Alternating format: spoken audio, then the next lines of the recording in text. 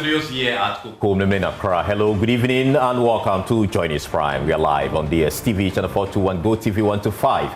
And around the world, we are on myjoyonline.com. I am Carlos Caloni. And I am Faustina Safa. Tonight, government endorses Asante Hini's mediation efforts in Bawku, allocating 1 billion cedis to revive the area's economy ravaged by years of conflict, plus ensuring Alhaji Seydou Abagri's safe passage to Nalerugu, a critical step towards reconciliation.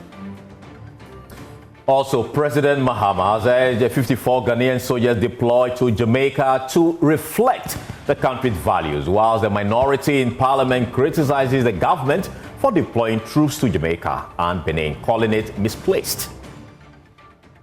Also tonight, the countdown is on. Only 9 days left until the ultimate party experience, the Joy FM Family Party in the Park hits Brief Botanical Gardens on Boxing Day. We'll tell you about preparations for the biggest event this Christmas. This is Joy News. We are your home of independent, fearless, and credible journalism. It's a good time to take a seat and please be our guest.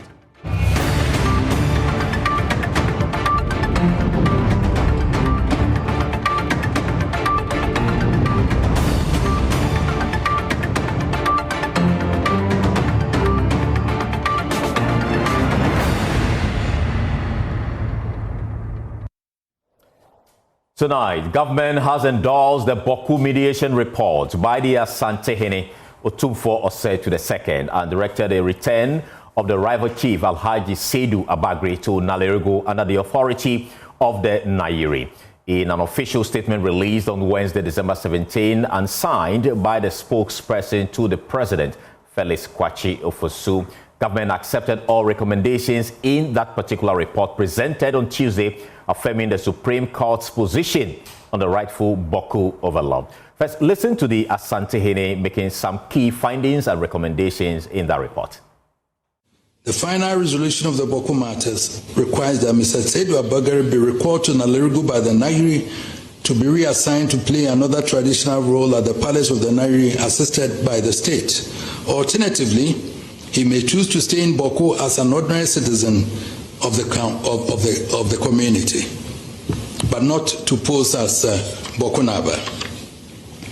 The final recommendation, Mr. President, I recommend that my brother, the Nairi, accepts the laws as presently constituting Sigri Abugrabu Azoka as the chief of Bawku and head chief of the Kusasi traditional area.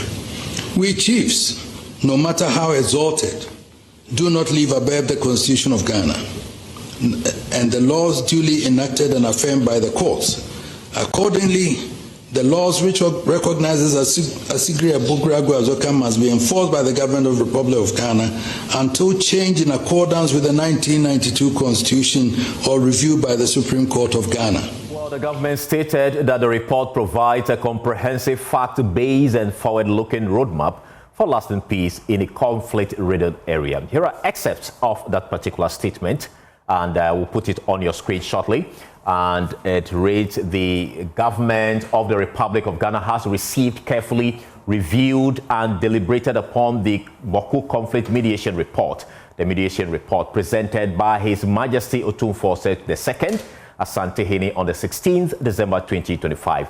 In keeping with its unwavering commitment to peace, constitutional order, the rule of law and national cohesion, the government thereby formally states its position on the findings and recommendations of the mediation report as follows. Endorsement of the mediation report and its recommendations. The government fully endorses and accepts all the findings and recommendations contained in the mediation report. The report constitutes a comprehensive, fact-based and forward-looking roadmap aimed exclusively at achieving lasting peace, reconciliation and stability in Bawku and its surrounding areas. It is not intended to apportion blame or confer victory on any party. In particular, the government affirms the unequivocal position of the law as consistently upheld by the Supreme Court of Ghana that Naba Asigri Abugrago Azoka II is the lawful Bawku Naba and that no individual or group is permitted under any circumstances to contest this or his authority or legitimacy. Well, statement goes on to say that government accepts the recommendation that Alhaji Saidu Abagri, who was installed as a rival claimant to the Bawku chieftaincy, be recalled to Nalerugu by the overlord of Mamprungu, the Nayiri, to assume an alternative traditional role with the necessary facilitation and support of the state.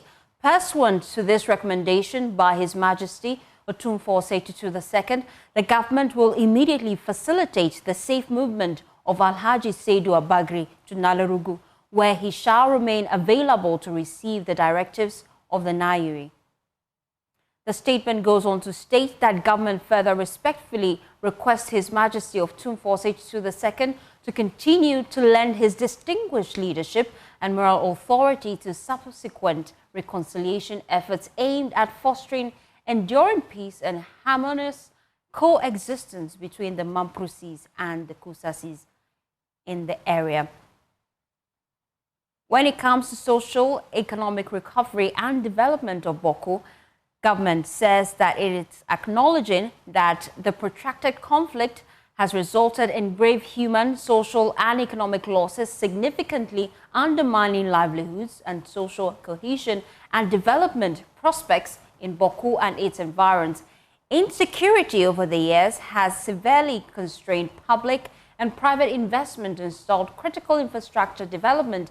In response, His Excellency President John Dramani Mahama has directed that the Minister of Finance establish a 1 billion Ghana cedis fund for Bawku, and they term the fund the Bawku Revitalization Fund.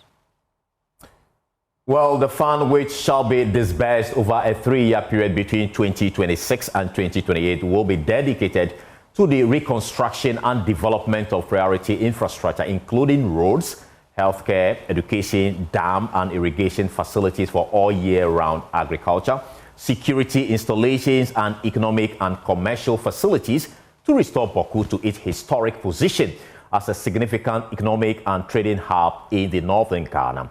Now, the fund shall be managed by a high-level committee chaired by the Minister for Finance, Honorable Kasiel Atto-Barfossen, who also serves as Acting Minister for Defense. Now, on other members of the committee, the Upper East Regional Minister, Honorable Donatus Akamuguri, and the Majority Leader and Leader of Government Business, Mahama Yariga, Member of Parliament for the Bawku Central Constituency, who will represent MPs from the area. In Albert Sorry, he is our correspondent in that part of the country. Grateful for your time. Now, it's been more than 24 hours since Otumfuo submitted that particular report to the president. What is the mood in Bawku as we speak? Yes, Carlos. Shortly after the Otumfuo made the presentation, there were some jubilations by some people in the Bawku municipality who felt that the outcome of the mediation was what they expected. There were some who were jubilating because they believed that what the mediation came up with was what they had been waiting for all along. And others were happy because they felt that at long last, some peace will finally return to the area. We know also that in the last 24 hours, even before the Asantehene made the presentation, security was beefed up in the Bawku township. So we had many more police and military patrols. We also had some checkpoints being mounted on various roads leading into the municipality. And so that's what we know. But one of the things that people are talking about currently is that 1 million Ghana cedi revitalization fund. That is one of the things that people are happy to hear from the government, not just for the people of Bawku, but from the people of the Upper East generally. If you listen to the radio stations, you hear people discuss it. It is one of the things that people are excited to hear about from the government. Right. We also know that there were some gun attacks in Wali Wali. We know it's not actually related to this particular incident, but tell us more about that particular incident. Rightly so. So we do not know if this gun attack is directly linked whatsoever to the presentation of the outcome of the mediation by the Asantehene yesterday, what we know is that this bus was attacked by some gunmen. It had some passengers in it. It's a passenger bus that was attacked, and we know that several people are injured. 2 of them are in very critical condition. Beyond this, the security agencies tell us that they are still investigating the incident. And so this is all that we know about that particular incident as we speak. The bus was full, and we have moved going towards Tamale. So on reaching the head of the outskirts there, then I saw 2 tires on fire in the middle of the road. So I stopped. There I heard gunshot. But first I thought, because we are in the Xmas mood, I thought people were making fun. There I heard gunshot again. Then the last one that they fired entered the bus and hit my brother's head. So what I did was I opened the door for everyone to run for her or their life. So I also made my way through the bush. I came across and then entered the road here and reported to the police, to the hospital. Why even I didn't know that the police had taken me to the hospital. Interior Minister Alhaji Muntaka Mubarak has stated that despite the perception that the northern regions of Ghana are conflict-prone, the area is relatively peaceful. Using data to support his claim, he disclosed that the Upper West region is the second most peaceful region in the country after the Volta region. Addressing members of the Upper West Regional Coordinating Council in Wa, he urged the people to work to maintain the relative peace they are currently enjoying. My biggest concern is how stable is our country, how peaceful are we, how safe is the public. And I'm happy to say that you are to only Volta region in terms of how peaceful the region is. And this is I mean, rationally, for those who are coming from the south, the assumption is that everywhere in the north is full of conflict. But that is not so. But interestingly, even out of the 5 regions in the north, Upper West is the most peaceful region among the 5 that we have. Well, away from that, President Mahama has urged 54 soldiers from the Engineers Corps who have been deployed to Jamaica to let their conduct reflect the values, discipline and humanity of the Ghanaian soldier. Today, Ghana deployed soldiers drawn from the Engineers Corps to support Jamaica's reconstruction effort following the devastation caused by Hurricane Melissa. Presidential Affairs correspondent Maxwell Ababa has more in the following report.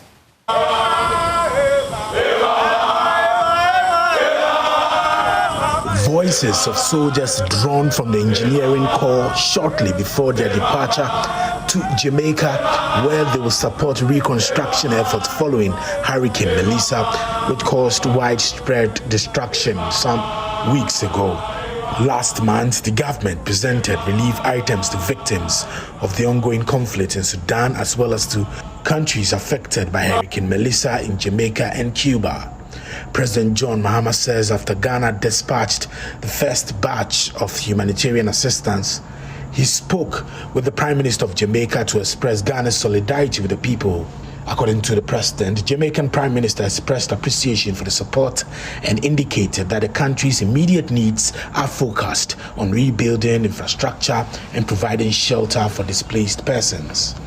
After we dispatched the first batch of humanitarian assistance, I made a phone call to the Prime Minister of Jamaica, the Honorable Andrew Holness, to express Ghana's solidarity with the people of Jamaica. He thanked me for the assistance we had dispatched, and in our discussion, he said what they need currently is assistance with rebuilding and providing shelter for the people who have been displaced. And so I offered to send a regiment of our engineering corps to help with the assistance, and also send them some tents to provide temporary shelter.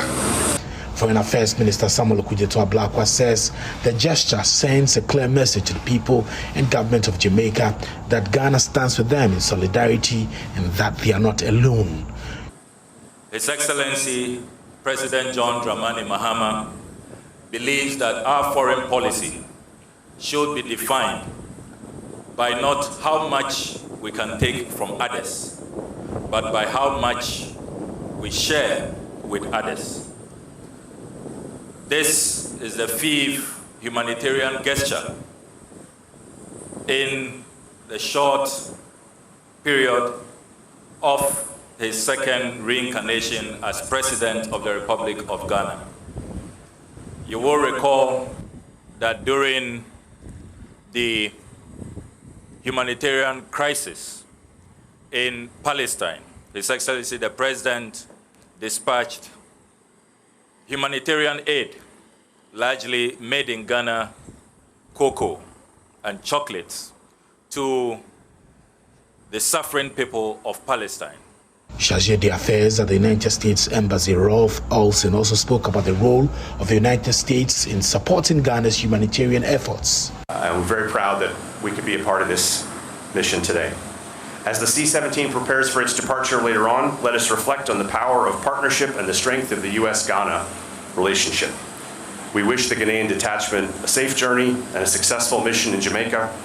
May their efforts bring comfort and relief to those affected by Hurricane Melissa. Thank you and Godspeed. The minority in Parliament say government's decision to deploy troops to Jamaica for reconstruction after a hurricane destroyed public and private infrastructure in that country was completely unnecessary. The troops in question are from the Engineering Regiment of the Ghana Armed Forces. The minority also claims the government is deploying soldiers to Benin after a recent coup attempt. Parliamentary Affairs correspondent Kweku Asante reports.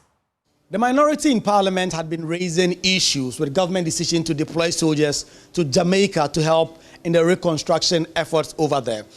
The ranking member on the Defense and Interior Committee raised that issue at a news conference, describing the intervention as simply a misplaced priority. They are misplaced priority, and we cannot watch on unconcerned for the taxpayers' money to be misused in very misguided deployments. Sending troops to Benin, we need to understand which protocols under which this deployment is going to be undertaken, how many troops are going to be sent, how long this operation is going to be undertaken, and what is the cost to the state. Prior to speaking, his leader, the minority leader Alexander Afenyo-Markin, had raised the same issue on the floor and demanded briefing from the Minister for Foreign Affairs or even the Defense Minister.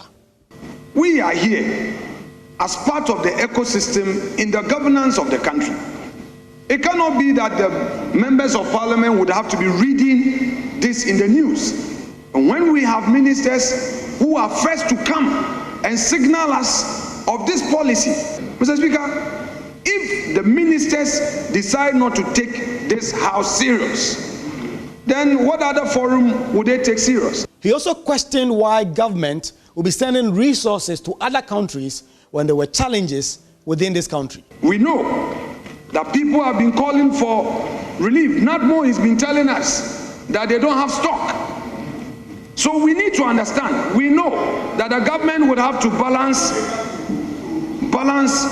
its obligation in foreign relations. But where you do not have enough to feed your own at home, doing international charity will require a curious concern. Well, later in the day, the Foreign Minister, Samuel Okudzeto-Ablakwa, appeared before members explaining that this country, Ghana, will continue to offer support whenever it is necessary to compatriots across the world.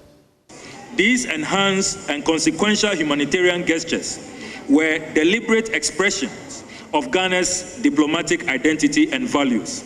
In a global environment marked by increasing humanitarian needs and diminishing international attention, Ghana's actions carry significant moral and diplomatic weight. They signal Ghana's refusal to be indifferent to suffering and its determination to remain a responsible and compassionate actor on the international stage.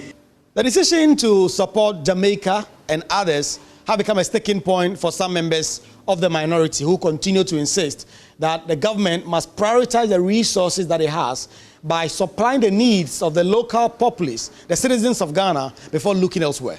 But government, through the foreign minister and the majority members of parliament, insist that Ghana cannot be an island, and if it desires that others should come to its aid when it's in trouble, then it must do same for other countries. Reporting for Joy News, Kweku Asante, Parliament House, Accra.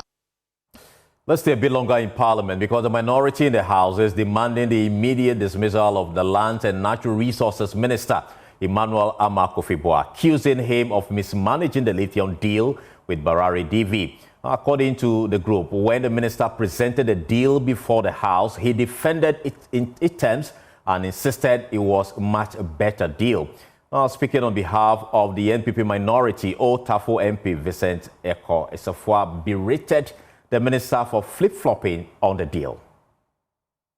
It is neither reasonable nor acceptable to assure Parliament that consultations have been concluded, only to later rely on insufficient consultation as justification for a reversal. It is this inconsistency between what Parliament was told and what has now been conceded that lies at the core of our concern. Lithium is a strategic mineral with far-reaching implications for Ghana's industrialization agenda, energy transition, youth employment prospects, environmental protection, and intergenerational equity. The management of such a resource demands clarity, consistency, and foresight.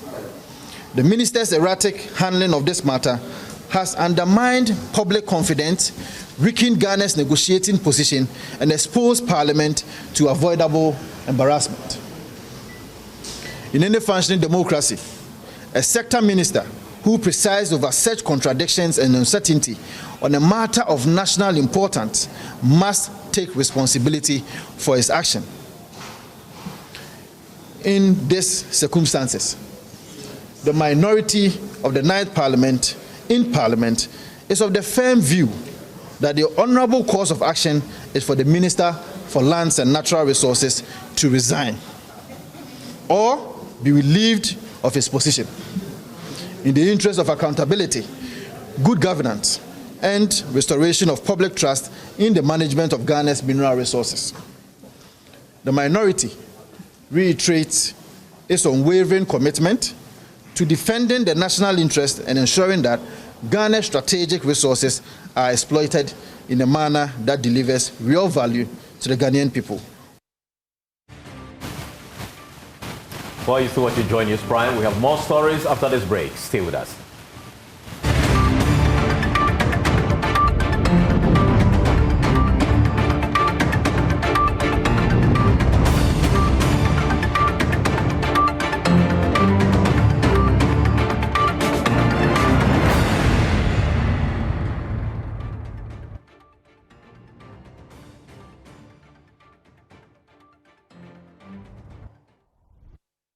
Stories now. Well, the Greater Accra Regional Minister, Linda Oklo, has issued a strong warning to sanitation offenders, threatening the introduction of spot fines as part of renewed effort to keep the capital clean. Speaking during a tour of selected metropolitan, municipal and district assemblies as part of a week-long sanitation drive ahead of the Christmas, the minister expressed concern that despite significant government spending on sanitation, negative human behavior and low public operation continue to undermine progress. My colleague Fatah Baga went along with the minister and filed the following report. The Greater Accra Regional Coordinating Council is taking drastic measures to address the growing sanitation challenges within the city, particularly ahead of the Christmas season. The Minister, Linda Oklo, led a team to some 4 municipal assemblies today, including Adentan, Ayaso West, Wogon, a municipal assembly, in order to collaborate with the MMDCs in tackling this growing menace. The Minister said stricter measures, including spot fines and arrests, would be undertaken taken in order to reduce this challenge. All those people that, don't adhere, strictly adhere to rules, should face the law. And so the task force should, at least let's arrest like 2 or 3 people to serve as a deterrent to others so that they can also help us. Because, we are investing so much into this sanitation in the Greater Accra region, but the people are also not helping. Would you implement spot fines as well? Oh yes, why not? We've also engaged the district charges. We've engaged them and we've spoken with them. And so anybody that will be fine wanted will face the law. She also spoke about the fact that stricter measures would be taken to address the issue of people refusing to use the various food bridges across the region. In fact, sometimes when we talk, we know what we are saying. We are begging of the citizens of this country. You see, when you observe observe, you could see that even though we have the food bridges here, people prefer to use the median. Are you getting me? And so I also task the police, they are here. Let's ensure that they also enforce the law. Make sure that they use the food bridge, and so that we'll save lives. This Christmas, we don't want to hear that somebody has been knocked down by a car. In as much as we want to save life, we also want to make sure that the city is clean. For the various MMDCs, they will work closely with the Greater Accra Regional Coordinating Council to keep their various areas clean. We're talking about the sustainability of the project. We are not only going to do it for 1 month or 2 months. We've recruited a task force close to 100. And what we are going to do is they will be stationed here, both left side and then the right side.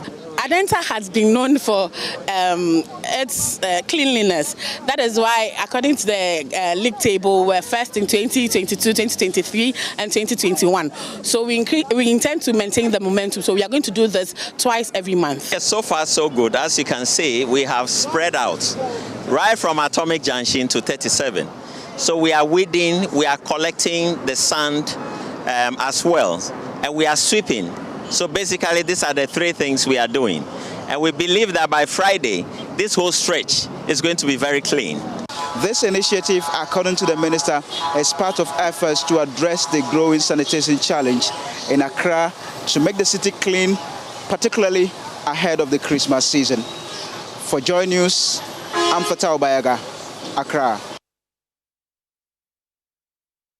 Away from that, the youth of Petreche community in the Asante Achim North municipality have firmly rejected any form of mining in their community, citing concerns over environmental degradation and the future of their land. At a press conference held after a protest, the youth issued what they described as a loud and clear message that mining activities will not be tolerated in the community as well as surrounding areas. They stressed that the community is united in its resolve to protect its environment and livelihoods. The following report has more. The concerned youth of Petreche, clad in red, protested in the community against activities of illegal mining witnessed in the community in recent days. They took to the streets to caution illegal miners and community members against water pollution and forest invasion. Addressing the media, the youth appealed to the government and the Asantehene Otumfuo II to listen to their concerns and support their stance against illegal mining. The activities of these illegal miners or galamseyers 6 to 1 destroy our farmlands, which is our source of lively income. The farmlands includes our productive cocoa farms, cash crop, vegetable farms, leaving farmers without livelihood and threatening our food security. When galamsey comes here, it will be difficult to feed ourselves, our kids, our wives, our girlfriends, and everyone. The concerned youth warned that allowing mining in Petreche could threaten farmlands and water sources, which form the backbone of the community's economy. The youth therefore called for proactive measures to prevent any mining concession or activities in the area.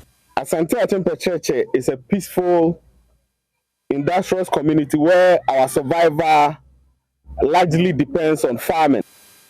Today, Asante Achim Petreche, we the youth and members of Asante Achim Petreche are going to declare a no-go area for all forms of illegal mining or galamsey activities on our lands. Yes. The youth leadership emphasized that their position is not driven by politics, but by a collective desire to safeguard the environment for present and future generations. They urge authorities to respect the will of the people and engage the community before any decisions are taken. For Joy News, Nana Bwachidamko Yihadum, Petreche, Ashanti Region. Away from the MultiChoice Ghana, operators of digital satellite television service DSTV is set to fly 10 subscribers to the United Kingdom in March 2026 to experience the Premier League title run in March. The selected subscribers will watch 2 live matches amid some Premier League stars and tour the Premier League studios. The winners were chosen through a live draw held in Accra on Wednesday. The initiative is part of a loyalty reward package for DSTV premium subscribers. There's more in the following report.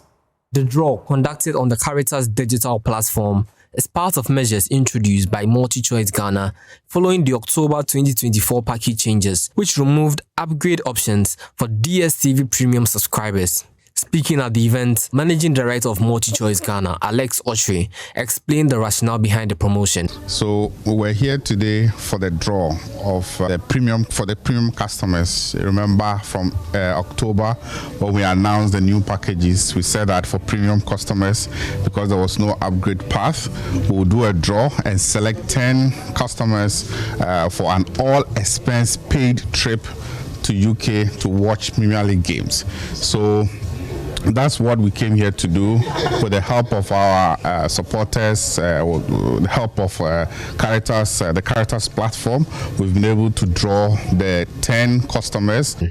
He also outlined the components of the prize package. It's going to happen in March. They will leave on a Thursday, watch matches over the weekend, Saturday, Sunday, and come back on a Tuesday. So there'll be other activities like visiting the Premier League studios, meeting some of the stars and all that. So from a Thursday to a Tuesday, they'll be there. They'll be in London, and then they will enjoy themselves. Yeah.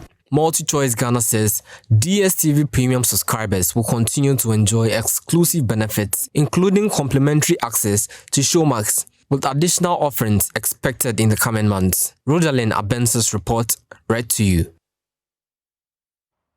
Away from that, heavy shopping activity is gradually gathering pace with less than 10 days to Christmas as crowds flood Accra Makola Market for festive shopping, driven largely by relatively stable prices of key goods. Despite a slow start to the season, traders are hopeful of stronger sales in the days ahead.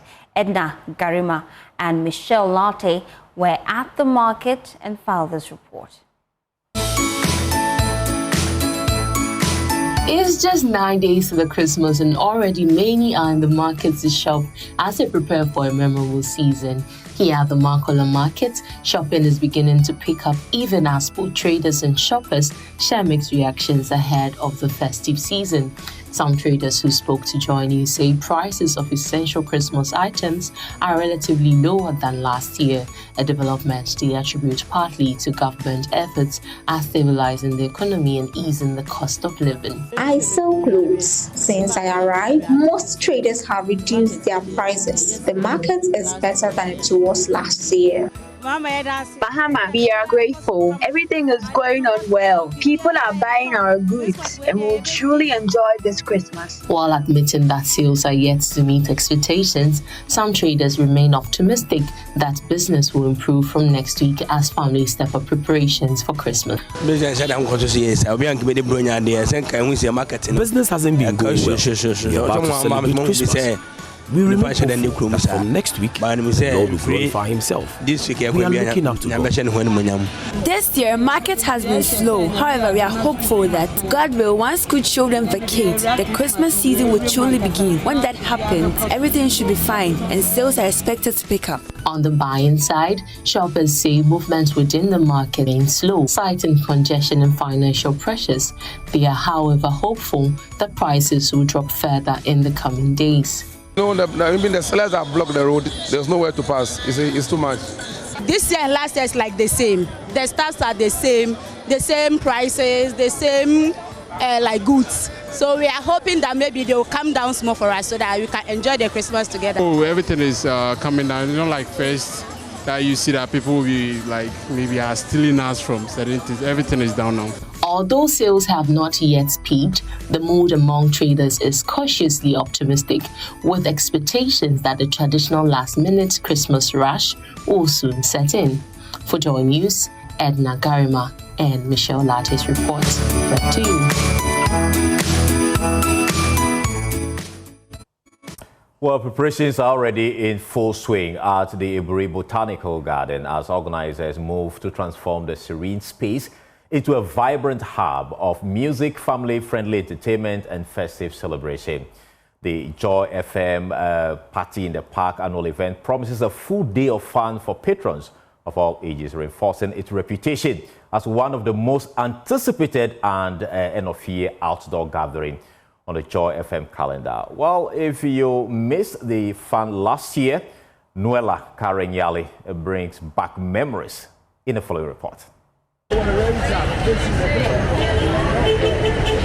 In a world where busy schedules, screens, and daily pressures often pull families apart, experts continue to stress the importance of quality time together, moments that strengthen bonds, improve communication, and create lasting memories, especially between parents and children.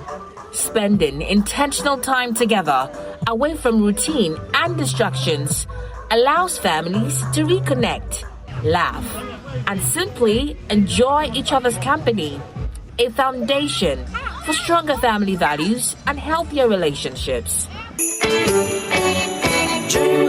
This Christmas season, families in Accra and those visiting from the diaspora are being offered the perfect opportunity to do just that. On December 26th, the scenic Iburi Botanical Gardens will come alive as Joy FM hosts its annual party in the park, a picnic-style, family-centered event designed to bring parents and children together in a relaxed, fun-filled outdoor setting. We have the Daddy's Corner, where daddies can have their time and enjoy what makes daddies happy. Now, we have the family cooking competition, where daddy and mommy and the kids have come together. Now, we have also designated what we call the Ghana Village, where if you want to eat Ghanaian, authentic Ghanaian food, we are making it available for you. And it includes music, Ghanaian music, and everything Ghanaian. We also have a place where you can just go and relax. So you don't want to be around the table, you just want to bring your mat and relax. We are creating that ambience for you. So I can assure you that we are ready, and it's going to be fun, it's going to be entertaining, it's going to be relaxing, it's going to be a quality time with the family. With live band performances, Montessori International School, get ready, let's do this, please. Saito, don't try, you make a mistake. Let's do this. Same song, Montessori. Same song, Saito. We have Montessori. 1, 2, 3. A, B, C, D, E, F, A, H, I, J, K, L, M, N, O, P. artist appearances,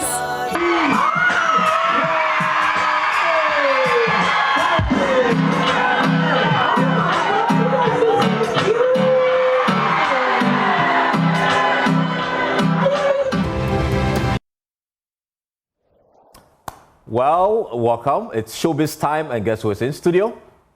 Bags in the building. How many days to Christmas? Oh, you don't celebrate? You do? No, I don't. No, you don't. Yeah, so I don't even know. I respect your decision not to celebrate Christmas, but it's a nice thing, though. Oh. I can't convince you. No, not at all. No? Yeah. Okay. Well, Accra's festive season got a major lift as the world-renowned luxury stage experience Cirque du Soleil officially opened its Ghana's edition on December 13, delivering a night of breathtaking performances and elite entertainment. Nicholas Ekoyamwa has more in the following report. Accra came alive on December 13 as the luxury show Cirque du Soleil officially opened its Ghana's edition, marking a strong start to the festive season. The opening night was filled with stunning aerial performances, colorful visuals, great music, and an exciting nightlife atmosphere. Water, earth, fire, air.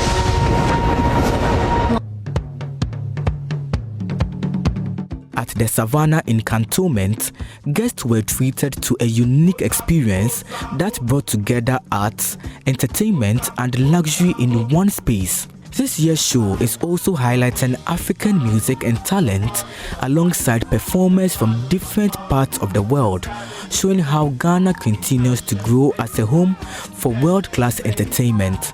And the excitement is not over yet. Cirque du Soir continues on December 18 with another exciting night of performances and entertainment. Organizers say guests can expect more thrilling acts, great energy, and unforgettable moments.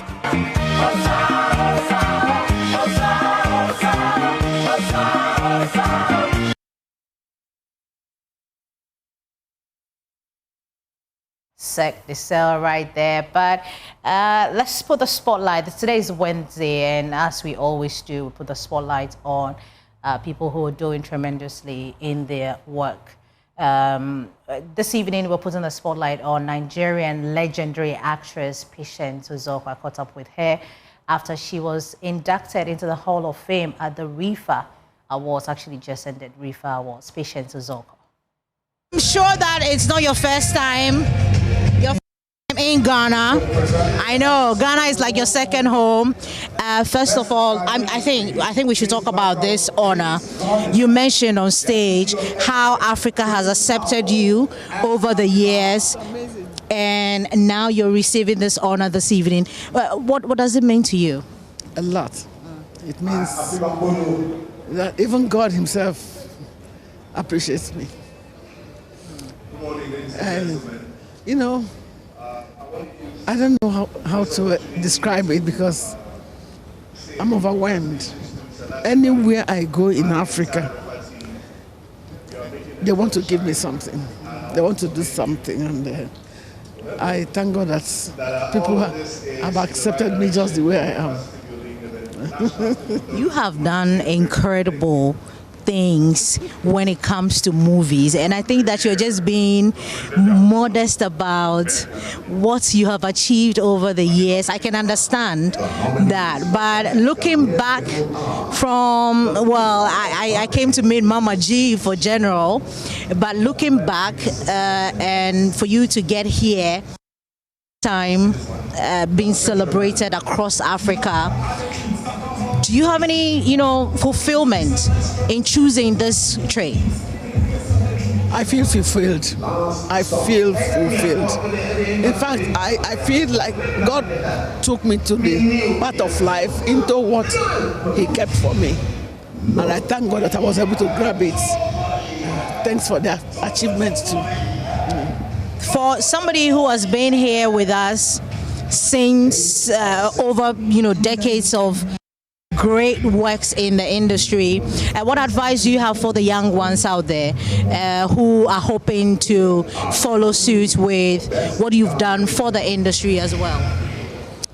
Well, it's not something public, but privately we've been trying to raise them, educate them, and give them the correct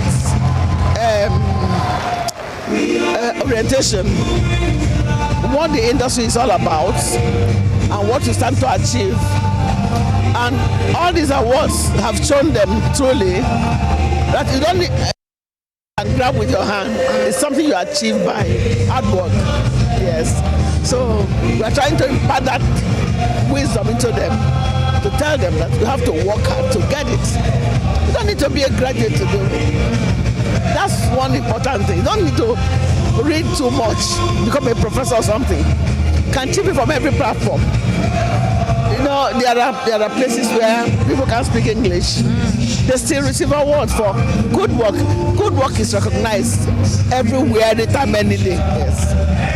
Thank you so much. We're good to have you here on Joy News. We appreciate your works, and I'm sure that's the reason why RIFA seeing all that and has also recognized you. I came without knowing that there was something for me. I know. Thank you so much. I'm grateful. Thank you. God bless you. God bless you all. God bless you Patience all. Uzoko. Patient. Mama G. Powerful woman. G for General. Yeah. Carlos, we have to make way for business. Pius is staring at me like you have to get going. And so we're grateful for your time. Do we have time for me to talk about my hair? No, not actually. We don't have time. Okay. So you can log on to myjoyonline.com for more stories. Bye-bye. Bye-bye.